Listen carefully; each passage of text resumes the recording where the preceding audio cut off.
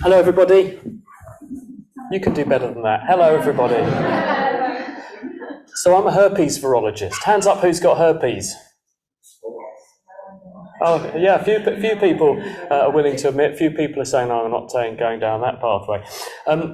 I also run The Naked Scientist. That's the name of the radio show that I produce every week. Any listeners in?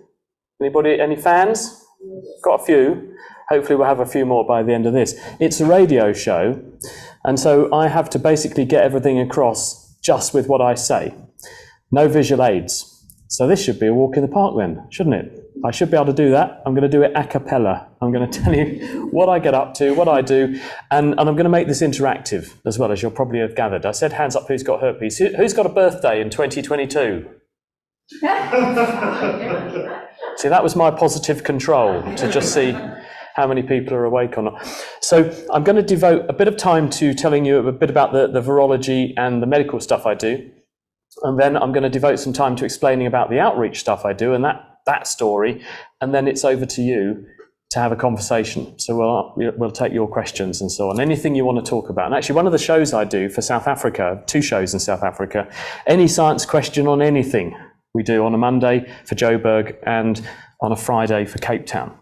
And if you can come up with a question that will wow me out more than they do, then you're doing very well. So you've got about 20 minutes to think of it. Let's start off with the virology, though, before I talk about the naked scientist. And let me just say, I'm really sorry if anyone's disappointed that I'm not actually naked. All I can confidently say is you'd be a lot more disappointed if I was actually naked. And I'm not exaggerating. Unlike Vladimir Putin, I'm not bluffing. So one of the things I've been teaching the medical students, the natural science students and the vets at Cambridge for the last about 20 years is about emerging infections. And when I first started doing this, it was about 2003. Does anyone remember the big emerging infection story of 2003? It was SARS Mark 1, wasn't it? It's really interesting to me it taught me that really, we were in no shape whatsoever to combat a spreading infectious disease. Because at the time that happened, I was working in an A&E department in London at the Hammersmith Hospital. And we were doing weekly training exercises in what would happen if someone rocked up with some kind of infectious disease, of pandemic potential. Do you remember why we might have been doing training exercises in 2003? For infections of pandemic potential? 9/11. Well, what was happening in Iraq? Well, that's right. Saddam Hussein said he had weapons of mass destruction, or there was claims that he had weapons of mass destruction. When we say, why did we go to war with Iraq? That's ostensibly the reason there was a war in Iraq. Weapons of mass destruction. Nothing to do with oil, don't mention that. Weapons of mass destruction. They didn't find any. But because of that, we were doing all this training, and they would have someone who would turn up, fall over in the car park, and they'd been VX poisoned or something, or had some outrageous case of smallpox. And then they would have to wheel this person in and demonstrate how we would not spread any infection from them. And then, of course, SARS came along at exactly the same time. This wasn't very infectious, SARS, if you remember. But it quite quickly got from a hotel in Hong Kong to probably about 5,000 people around the world. 80 countries declared cases in the end. There were 500 deaths. So that told me all I needed to know, that we are just very ill prepared, despite being prepared for any kind of infectious outbreak. But things went pretty quiet after that, didn't they? Does anyone know what the next pandemic was, or the next outbreak that was of note? Yeah, 2009, and swine flu came. And again, completely caught us all out. We were ostensibly doing some semblance of surveillance for these sorts of flus, and this thing that was a mixture of different flus that hadn't been seen circulating for about 20 years pops up in California and southwestern USA down into Mexico. And before we knew it, it was everywhere. Now, luckily, that wasn't a very pathogenic strain of flu. So we quite quickly got on top of that, and the world moved on. But again, it told us we're not really in any position, despite saying we are, to control these sorts of outbreaks. What was the next one? 2014 was Ebola, yeah. And prior to 2014, I used to put Ebola into my lectures for the students, and people used to say, why are you talking about this thing? It's killed about 1,000 people. We discovered it 40, 50 years ago. Probably, just isolated little cases. But actually that one was the biggie, wasn't it? When we had tens of thousands of cases all at once. Lots of people with very high mortality affected, and we saw the first cases of the disease manifesting outside the African continent. And at that point, the world really began to wake up. What happened next? What was the next big one? Zika, that's right. 2016, Zika came along. Now, some people suggested that that could have been caused by sporting events. Do you know what sporting events were happening in that sort of realm when Zika came along? World Cup and the Olympics. People said, there were headlines in the newspaper that said fever pitch. Do you remember that? And it was because they were saying these games are all being played in areas where there are lots of cases of dengue, and the mosquitoes that spread dengue also spread Zika. They're very closely related viruses, and Aedes mosquitoes will happily vector both. And so that's why there was the possibility of an amplification event. But anyway, that was potentially placing 2 billion people at risk around the world. And we saw loads and loads of cases of that. And then what happened off the back of Zika? SARS-CoV-2 came along. Now, what do you notice about the pattern here? Because prior to 2002, when did this previously happen? When did we see this occur before that?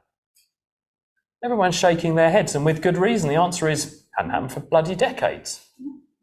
And yet, it's like buses, isn't it? 2002 comes, and then about 15 have come along. Well, not 15, I'm exaggerating, but you can see that the pace has changed. The tempo has accelerated.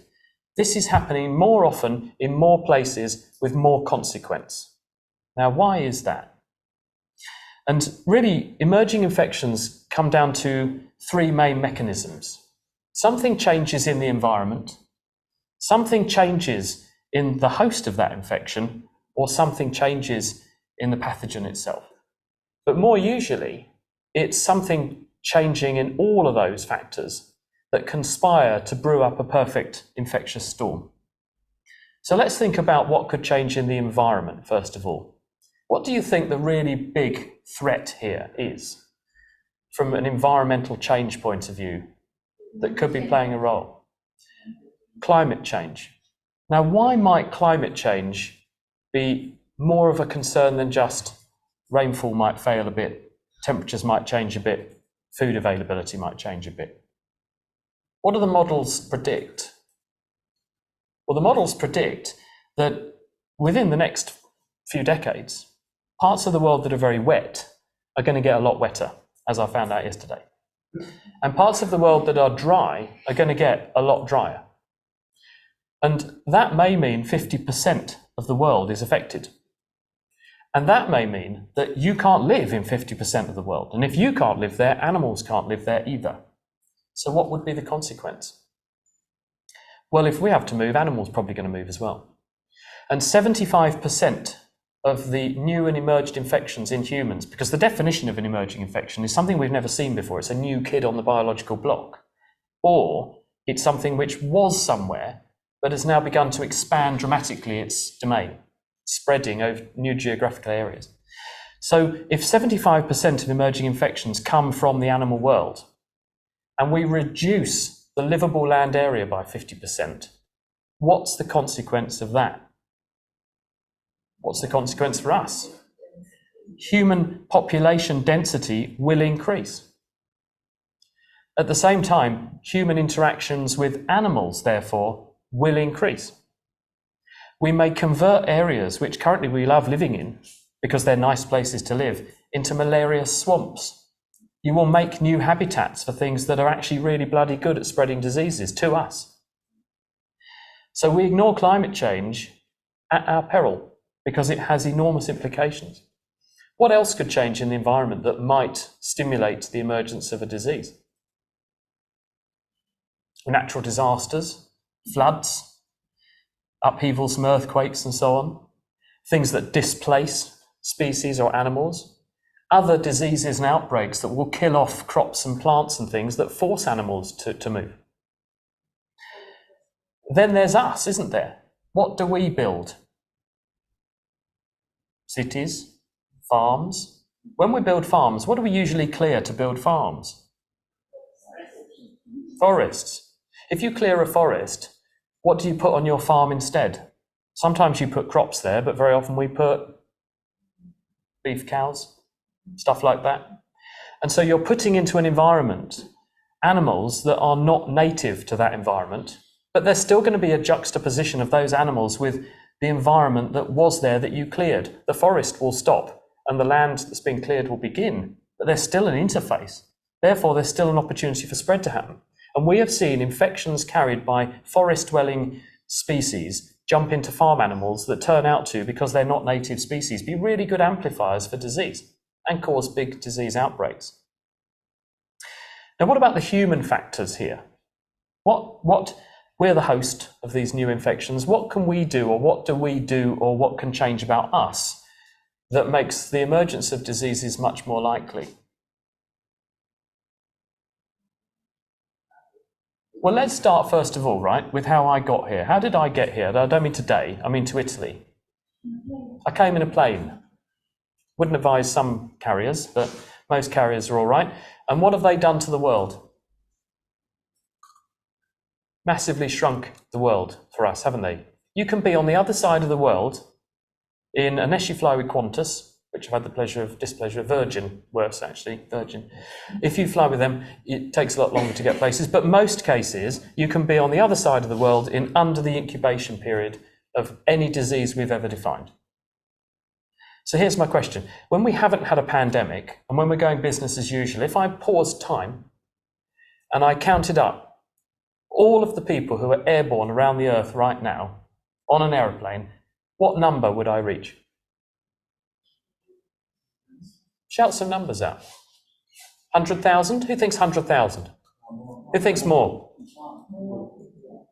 Well, Rolls-Royce estimate, and they make the engines that carry about a third of air passengers. They've got about a third of the market, and I know Rolls-Royce really well. They sponsor the Naked Scientist. I had to get that sponsor message. Did you see how I did that? Just snuck that in. But no, they tell me that they reckon they're supporting aloft about 500 to 800,000 people at any moment in time. So we reckon at current rates of growth of air travel, when there's not a pandemic, there's at least 1.5 million people airborne around the planet at any moment in time, many of them on long haul. So that's 1.5 million vectors of disease from one place to another. And if we wind the clock back to about February, January 2020, remember those days? You can see where this is going. There were thousands of people flying out of Wuhan every day for destinations internationally. Heavy input to JFK Airport in New York, very heavy input to London, to Heathrow. So you've got huge transmission conduits we've created by connecting the world. It's very convenient on the one hand, but potentially we're cruising for a biological bruising when we get on those airlines in the long term.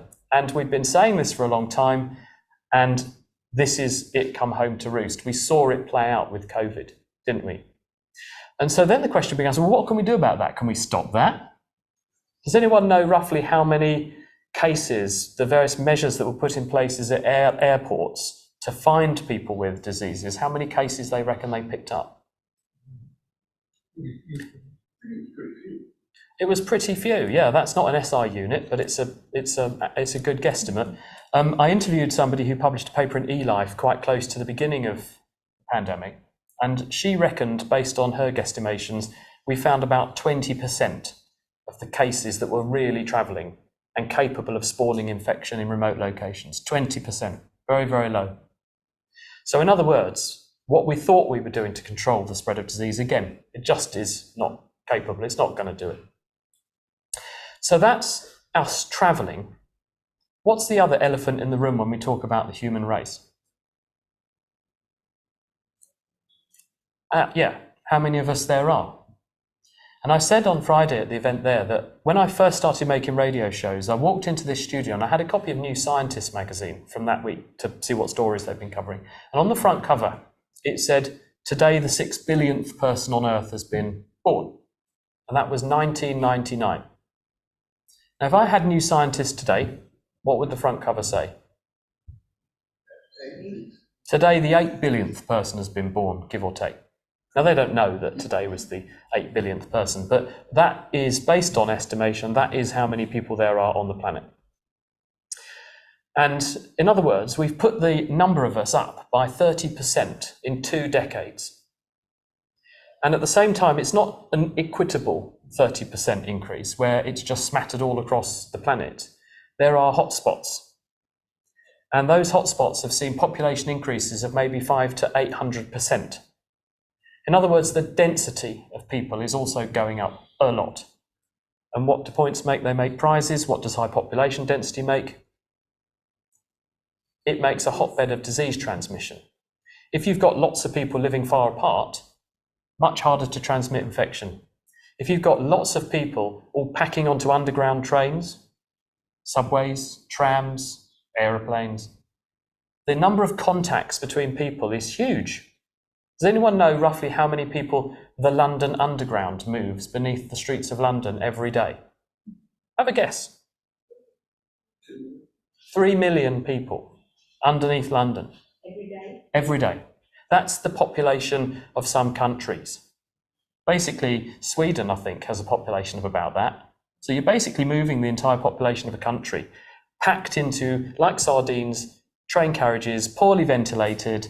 It's the perfect recipe, isn't it? And when you start to look at it in these terms, you think, how the bloody hell did we survive this long? So we're heavily populating the world, and I pointed out on Friday that we're growing the population by 1% per year. Now, 1% does not sound like much, but who knows the formula for compound interest? You would have learned this sort of early in school. 100 plus the rate of interest, over 100, raised to the power of how many years you want to invest, equals how much money you'll have when you times it by the amount you started with after that many years. So if we rewrite the equation and say, there are 8 billion people on Earth, when will there be 16 billion? What value of X in years do I need to grow our population at present business as usual rates till we double the number of us? At 1% growth. It's about 72. So in other words, in the lifetime of the average person in this room, if we carry on at the rate we're going, there will be twice as many people on Earth than there are now. And they almost certainly will not be equally distributed planet-wide. There will be hotspots. And where there are hotspots, you see outbreaks. Now, the population booms that have happened in the past were heavily centered in Asia. China had its population boom. It is not a surprise or a coincidence that it has seen consequential outbreaks of emerging infection. SARS, SARS-CoV-2, other things. The next continent to be very concerned about is Africa, because the African continent is set to grow very, very fast in the forthcoming years. It's also got a lot of tropical rainforest, a lot of opportunities therefore for urbanization, population increasing concentration or density, and juxtaposition with wildlife.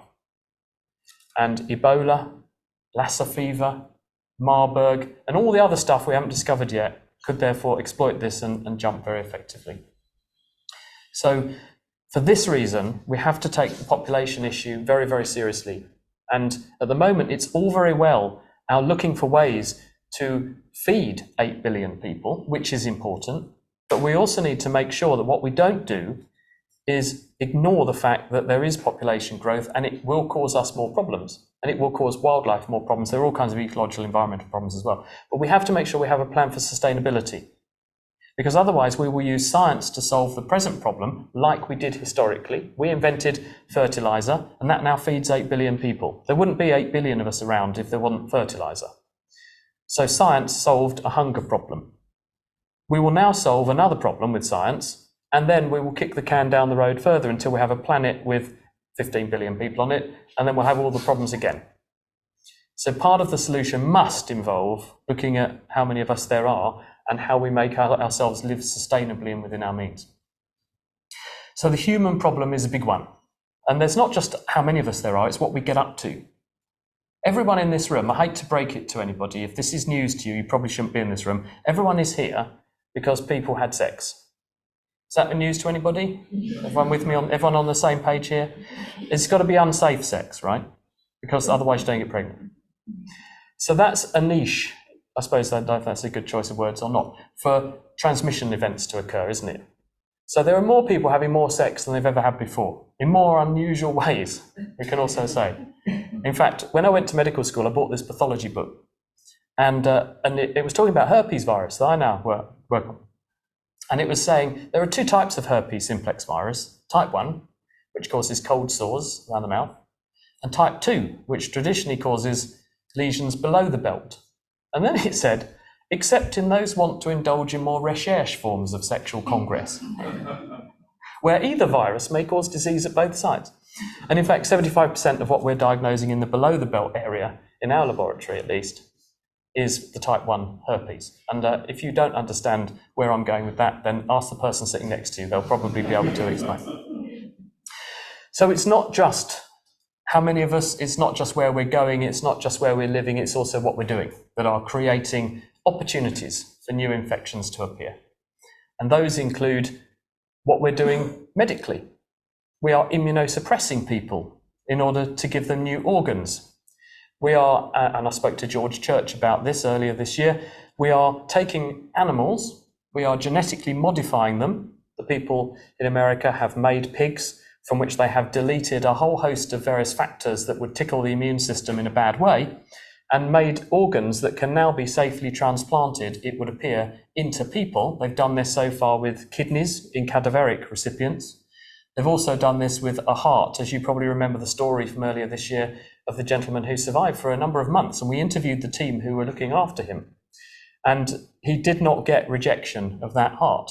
But what he did die of, they think, was a porcine CMV, another herpes virus, that was carried by those cardiac cells, and in the face of immune suppression and the abnormal, unusual immune environment of a xenotransplant, which they'd done, it led to it becoming toxic to that heart. So there is therefore the potential for infections carried by donor material from non-human sources to spread and humanize and become an emerging infection. Now, they're trying to take that seriously, that risk, by deleting all of the porcine endogenous retroviruses and things, the things that lurk in the genome and could come out under those cases. But there may well be other things that we're not aware of that are lurking in there. And at the same time, the immunosuppression that we're giving to people does mean that people are more susceptible to more stuff from the environment that they might not otherwise be infected by. And you might therefore become a vehicle to elaborate new and emerging infections. And we've seen this happen, haven't we? Who's heard of the BA4 and BA5 variants of Omicron? Who's heard of the Kent or Delta variant of coronavirus?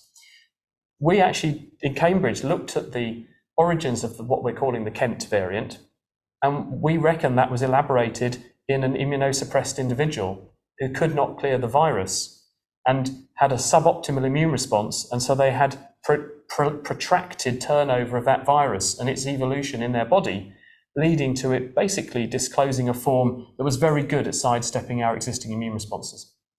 So immunosuppression around the world, because of medical things or because of another emerging infection, HIV, does mean we're more susceptible to creating more infections that are novel.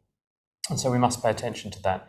And that's sort of the third point I made, which is that it's something that is a change in the pathogen itself, which is often also a provoking factor in the emergence of new diseases. And very often, it's not one of those individual things, it's all of them put together, which is why this whole idea about viewing medicine as a one-world approach is very important, because all of these factors come into play, so all of the solutions from science across the board will also need to come into play. I'm going to switch tack at that point and give everyone a breather, because now I've wowed you out with emerging infection, probably made you think, why did I turn up to work today? I'm going to lighten the tone a bit and talk about the naked scientist. But does anyone have any questions or would like to challenge me on any of the points that we've made or discussed together so far? Shoot. You mentioned the other day about the emergence of the SARS-CoV-2. how do you feel about that in terms of the lab leak hypothesis? Let's ask a bit. Who here, when considering, this sounds like an essay question, doesn't it? When considering the origins of SARS-CoV-2, the virus responsible for COVID-19, who considers this to be a natural emergence, a jump from a natural host into a human? Hold hands up. It's about half this audience, okay? Who considers this to be a laboratory engineered virus that's escaped? So who's agnostic then? Now, some people have not put their hands up at all. Are they being diplomatic?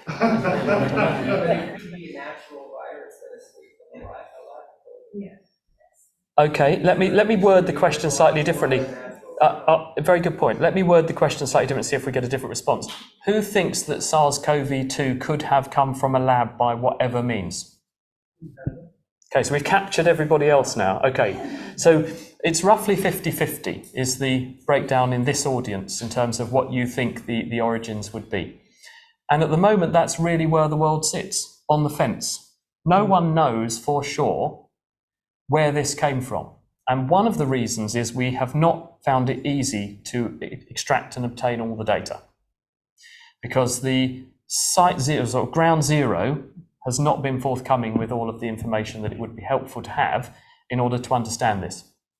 There are a number of things that make people very nervous about where this came from in terms of its possibility of being a laboratory origin.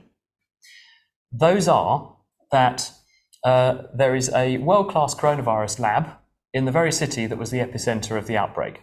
That could just be coincidence. At the end of the day, people have got to work somewhere. But laboratory accidents happen, and they happen to everyone, and they happen to the best intentioned people all the time. And so it's perfectly reasonable that people working with things could take their work home with them without realizing it, and they infect people with something that then spreads and evolves. That's perfectly possible.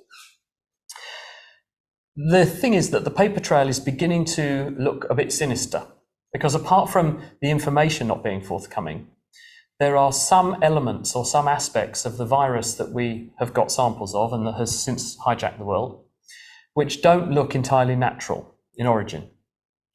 It hinges on one particular part of the spike of the coronavirus, which has an element in it that you have to look really very hard to find something similar in that family of viruses.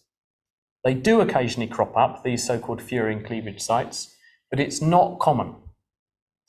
And there is also the findings that proposals were made by various groups to funding organizations who fund collaborations between China and America and other places to engineer coronaviruses in the way that has or would have resulted, were they to have done that, in the same sort of virus that is SARS-CoV-2. That grant proposal was turned down. But as we all know as scientists, if you've come up with an idea and you've already got some preliminary data about why this might be fruitful as an avenue to follow, you're going to do it anyway. Or you're going to go and find someone else who will fund it, someone who might not have to declare their interests. And as one commentator said, if you write a grant application saying I'm going to put horns on horses, and then 6 months later you independently see unicorns running around, you really do need to ask the question, well, where the bloody hell did that come from? So at the moment, the scientific community is divided. There's a paucity of information to support that it did come from a lab. There's a paucity of information that it didn't. And there's a paucity of information that it didn't just pop out of nature. These sorts of viruses do exist in wild animals. Bats are very rich sources of various types of infections, especially coronaviruses. We think there's about 5,000 coronaviruses out there in nature. We only get infected by a handful of them. And so it's not implausible that this could have evolved in nature and could have jumped. But it doesn't seem that likely, because what we haven't found are all the intermediates, because the samples we have in the database are about 40 years away in evolutionary terms from what is now circulating in humans. So if there were 40 years of evolution there, we ought to really be able to find the samples of that and evidence of that in nature. And they're not there. So either we're looking in the wrong place, or this is a very unusual event, or someone made this thing. Whether they made it on purpose or it was an accident, we don't know, but then it perhaps escaped. And at the moment, people are still actively pursuing this, investigating, and very few people are actually nailing their colours to the mast and saying, this is what happened. But it has enormous financial and legal implications, because if it turns out that a country has done that, I've spoken to international lawyers about this and said, what would be the implication if a country had done this? And then you look at the cost internationally, it's trillions of dollars have been spent on this around the world, and 20 million people are dead. What would be the comeback on the country that was responsible? And it would be ruinous. So that's why I think there is motivation to be less than forthcoming with information that might condemn you, whether you're guilty or not. If you provide information and then it's used against you, actually, it might prove that you did it when in fact you didn't, but it still looks like you did.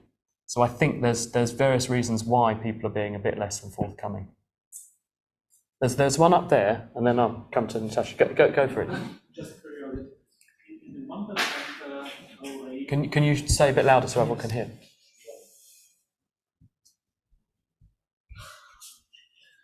In the 1% growth rate that you estimated for overall worldwide population, are you taking into account also the death rate? So is a net estimation? The 1% is net growth. Wow.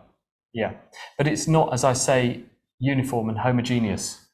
It's what is more of a worry is that some areas have got a declining population. Say the UK is not renewing its indigenous population. We've got a net immigration of 1 million a year at the moment. So our population's rising, but when we are replacing our losses with immigration. Other countries, on the other hand, have got a 500 to 800% growth rate in population, and that is leading to intense pressure on systems, surveillance, healthcare, living standards. And as living standards drop, so too do ability to fend off all kinds of things, and that's the real worry. But that's a net growth, yes. Thank you. There's one down here, and then over to yourself. Yeah. Shoot. Can you shout? Just. I just had a consideration that I totally agree. Where I'm in trouble is finding a threshold, what you consider natural and what you consider human driven. Because as you said, there are tons of changes that the human population has brought to the environment that could have led even to what we consider now a natural species jump, right? So since when the human population started to habit the planet, everything changed because of agriculture and the farms and everything. So I think that now genetic engineering is just the extreme intervention that the humans tend to do on the environment. So I don't feel that something that jumped from an animal to a human is necessarily has to be considered something natural, because as you said before, it could still be the consequences of the changes that the human population impacted on the planet. So if we see this extreme, of course, one is natural and the other one is in a lab. But yeah, there might be tons of intermediate situations where the human population changed the nature since we are here. So yeah. I think that's sort of the point I'm making with, we have created an opportunity, which is a propitious opportunity for the microbial world to exploit us in new ways and exploit us en masse in new ways. And those are natural mechanisms, absolutely. A virus killing me, it kills me the natural way. But the virus itself doesn't have to be natural. Or the situation that led to it jumping into me and getting to me in the first place doesn't have to be natural. That could be man-made. It could be man-made because of climate change, for example. Yeah, what I'm saying is that for years, we have been breeding species that would have never met probably in nature, right? So the transfer of viruses and genetic information between species is probably much broader but because there was no genetic engineering, we consider it still nature-like, but I'm not sure this is correct. I think I agree with you. I think we're basically saying a similar sort of thing. Yeah. So SARS-CoV-2. Pardon me, Lawrence, but Natasha's been very patiently waiting. Thank you. Thank She was you. getting Just so a quick. eager. She was like, I think she just thought she was just about to get in there, and then you nicked it. I just wanted just a quick observation. So I heard lately scientists saying, stay away from animals, don't mix with animals. And it was really recently heard. So that really bothered me. Like I was thinking about isolated tribes in Amazon. There are 700 tribes living there in the constant, for decades, hundreds of years, in a constant close proximity interaction with the animals and with the nature and everything. So, and I don't see that the viruses came from these tribes. I know they are particularly now vulnerable to the other viruses came outside, but let's look at the other point, like a strong interaction for decades didn't. I think the person who said stay away from animals made a big mistake saying that, actually. I don't think they intended to say what they said. The fact is, if you get a dog, your risk of allergies is much, much lower. So get a dog, right? We have evolved over millions of years to live in a natural environment. But what we haven't evolved to do is live in massive great cities with millions of us all falling over each other and forcing animals out of their homes so we can make ours. And a really good example of this is Nipah virus. Has anyone heard of this? So it's a virus called Nipah, and it causes an encephalitis. And it was first discovered in Malaysia, Singapore, because they wanted to build a whole bunch of piggeries. This is the late 90s. And no one wants piggeries in towns, do they? So where do you put them? In the jungle. They built a whole lot of piggeries and built a whole lot of orchards with them. And the fruit bats that lived in the jungle came to the orchards because it was easy pickings, free fruit. And they'd partially eat the fruit. And then on the way, they'd drop it in the pig pens, covered in their saliva, and they'd pee and poo in there as well on their way through. And the pigs would therefore come into contact with bat body fluids. So you've got an animal now in contact with another wild animal in huge density, which it wouldn't normally have those kind of density of connections and contacts. And the virus shedding from the bats, Nipah virus, which is harmless to them, gets into the pig. Pigs develop a cough, and their respiratory secretions are full of this virus, but they just cough. The farmer then comes and looks after the pigs and is being deluged in respiratory aerosols. And 98% of the time, the farmer gets an encephalitis, very high mortality rate. So if we hadn't put a whole bunch of pig farms in virgin rainforest and created that juxtaposition, there wouldn't be the likelihood. It could still happen very, very rarely, but not on that sort of scale and not probably within a time scale that's going to be a problem. And then off it goes. And similarly, people in Bangladesh have got a problem with Nipah now. And where they're harvesting various date palm juices, if you knock down all the trees, the bats have got nowhere else to go and eat. So where they come to are the trees that people are tapping for the juice. And so if they set cameras up, which people have done, because you get outbreaks of this Nipah virus in people for no reason that you can account for, you can see these bats fly in at night, and then they drink all the juice that the locals are trying to collect, and then they fly off, and they contaminate it in the process.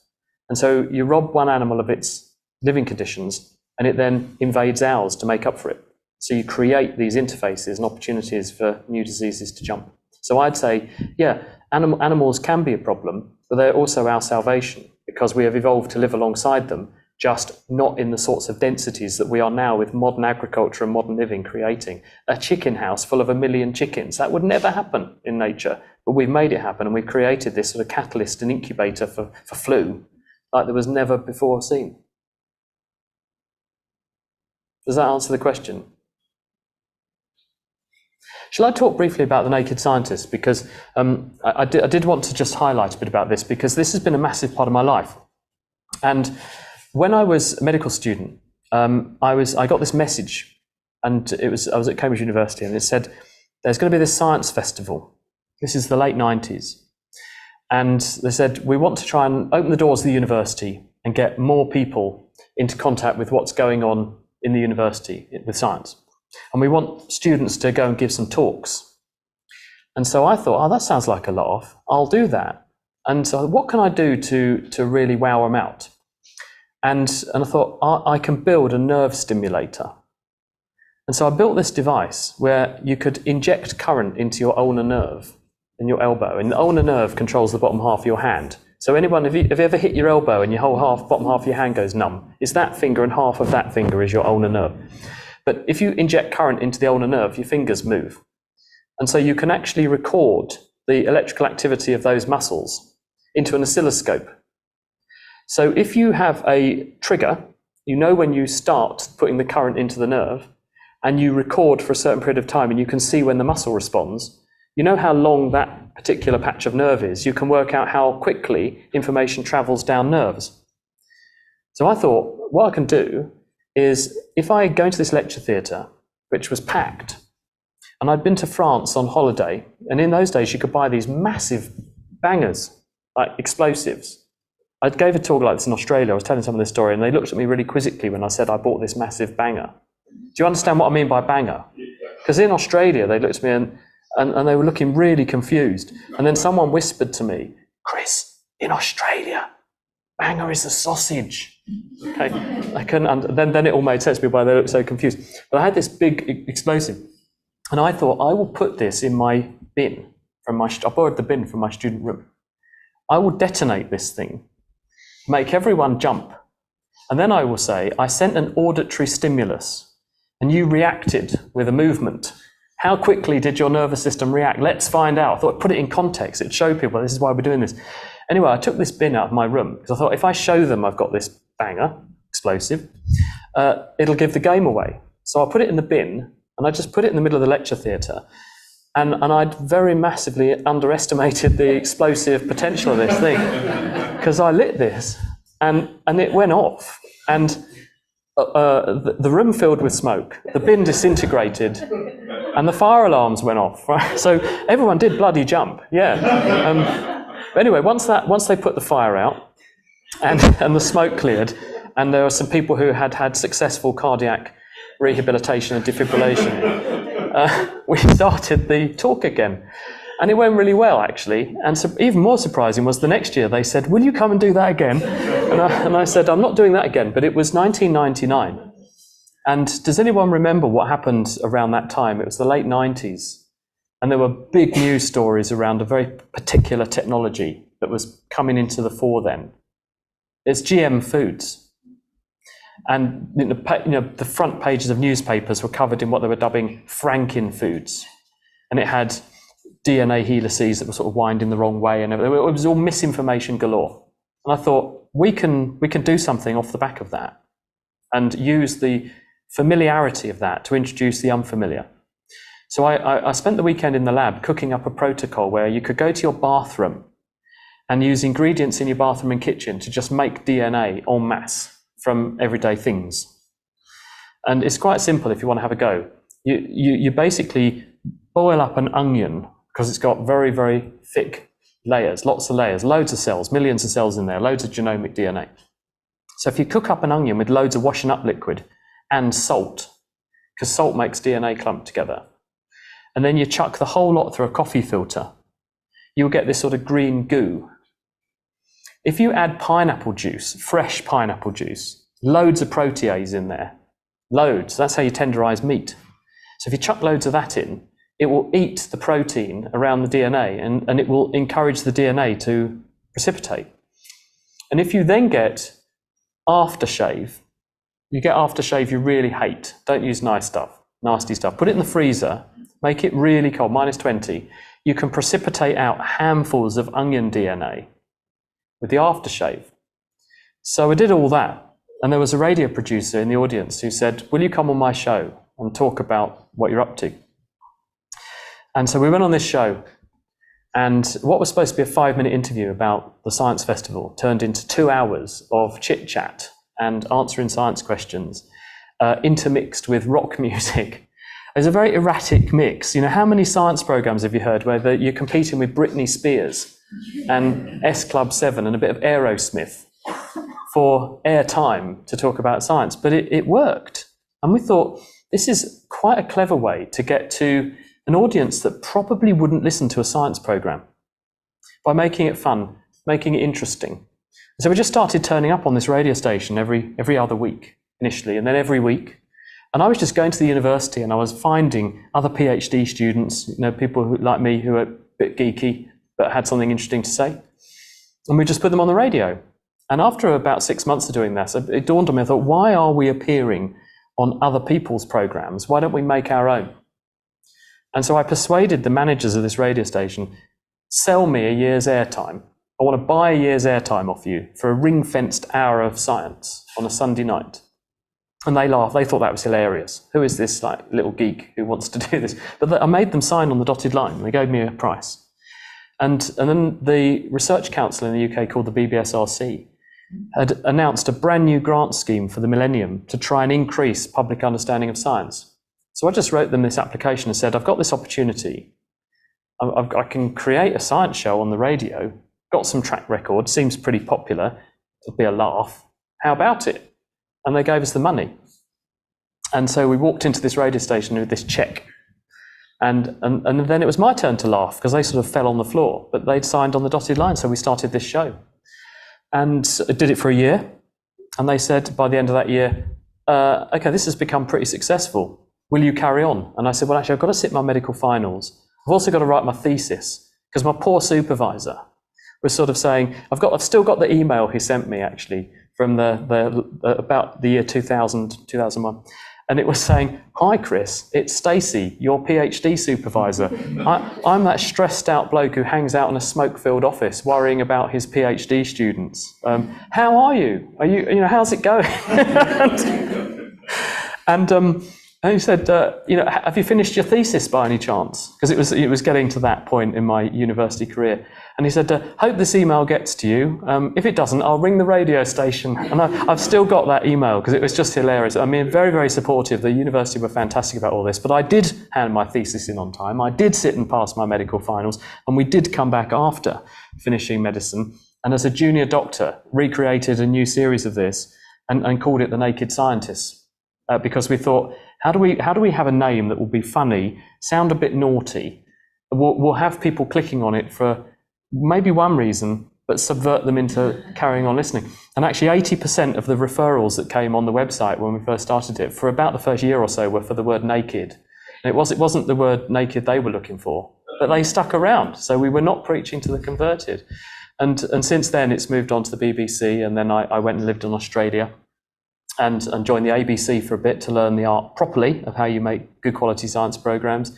And while I was in the ABC, I ended up on the BBC nationally from Australia, bizarrely, and that created a relationship with the BBC networks, and that's what we've been doing ever since. And I created a scheme a few years back where we actually are now buying PhD students out of their PhDs. So I basically pay a studentship as though your PhD was carrying on, but you defer the hand-in date for your PhD and join the Naked Scientists for 2 months. And the idea is that we teach people how to do what we do and what we've learned, so that we then return people who are early career scientists back to the research environment where they can be really bloody good communicators. Because let me explain why I think this is so important and why this matters. Hands up, who's been to a scientific seminar in the last 6 months? Put your hand up and keep it up. Okay, you need to keep your hand up nice and high if you've been to a workshop or something. Right, keep your hand up, please, if you understood everything that was presented to you at that workshop. Look around the room. Isn't that sad? We can't even talk to our own species, let alone communicate with people who are not speaking our language. That's terrible, isn't it? The fact that we can't go to a seminar where someone gives a talk and you don't understand them. So when we go to a seminar or a workshop, how do we learn how to do that? How do we learn how to give a talk? How do we learn when someone says, you've been picked for a verbal or oral presentation at this conference? Stand up in front of 1,000 people and tell them about your work. Who teaches you how to do that? Well, what you do is you watch what the other people who fucked it all up a week or so ago, and you copy them, like I used to. And so the wheel just gets reinvented and doesn't improve, doesn't break the cycle. And so that was really the motivation, to try and help people to become much better communicators and do it early on in someone's career, so that then they can help share that knowledge with other early career people. And hopefully we will improve the quality of science communication. I don't think science communication amongst scientists is very good anymore. And this was brought home to me, and this is the last point I'm going to make. This was brought home to me. I don't know why I was having this dream, but I was having this dream one night that I saw in my mind. You're going to think I'm really weird, okay? But go. I saw in my mind a manometer. Do you know what a manometer is? You can make one if you have a glass tube that's sealed at one end. You fill it up with water, turn it upside down, and put it in a bath of water. Are you with me so far? And the water level will drop because there'll be a vacuum, leaving a vacuum in the tube above the water, and that will correspond to atmospheric pressure. Yeah? So as the atmosphere pushes down on the water in the bath, it will push water up the tube, or as the atmosphere pushes less hard on the water level drop. I was thinking, if I had a fish, and I put a fish in the manometer, as it goes up, it's going to experience lower and lower pressure till it's nearly at a vacuum. So what happened to the fish? Will it go bang, or will it find it impossible to swim back down again? I don't know why this happened to me at 3 o'clock in the morning, but I woke up thinking about this. And it must have made an impression, because the next day I thought, well, I'm bloody intrigued. I'm going to look this up. And I went online and I find this paper from 1954. And someone had done the experiment. One guy had done the experiment, and it's in the journal as like animal biology. I don't know, I can't remember. But it was brilliantly written. And I got this paper and I read it.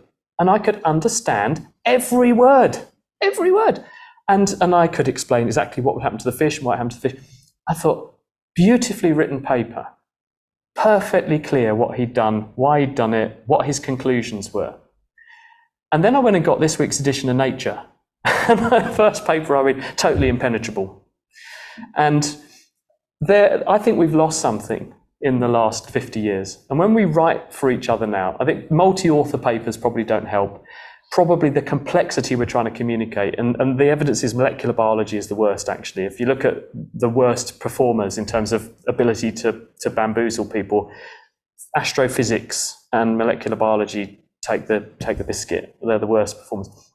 But I think we have lost something in terms of our ability to write the way we used to communicate the way we used to, and I'd really like to get that back. So if anyone would like to come and join the Naked Scientists, anyone would like to avail themselves of a period, we do it for postdocs as well. We've had some from Australia who've come.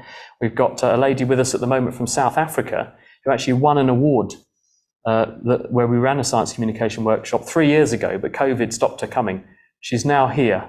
Well, she's in Europe, she's in the UK at the Naked Scientists at the moment, working with us for 2 months. So if you would like to come and join me, the door is always open as far as I'm concerned.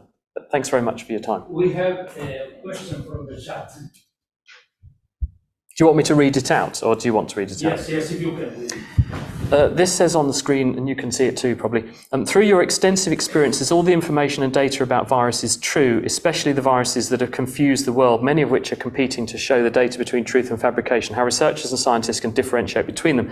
And when conducting genetic sequencing of viruses, for example, the presence of the coronavirus, the Saudi and Libyan coronavirus samples, what's the explanation? I'm not sure I understand the last bit, but the bottom line is that we are only as good as our research integrity. And we would hope that everyone would be trying to be as clear, concise, and accurate with the research they're doing and publish data in a transparent way. Unfortunately, it doesn't always happen. And the reproducibility crisis we have in science tells us that that is also a problem. What we do is cherry pick our results, cherry pick data, and we tend to have a bias towards publishing things that are positive outcomes, and we don't publish the 9 million times it doesn't work, and it does lead us up the garden path occasionally.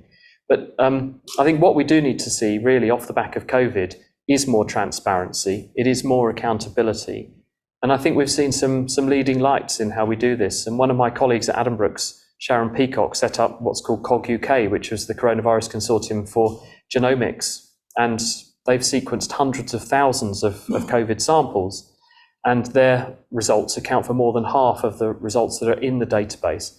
But that's very important work for tracking the evolution of these viruses, and so we absolutely are going to be reliant on that kind of data in the future. Happy?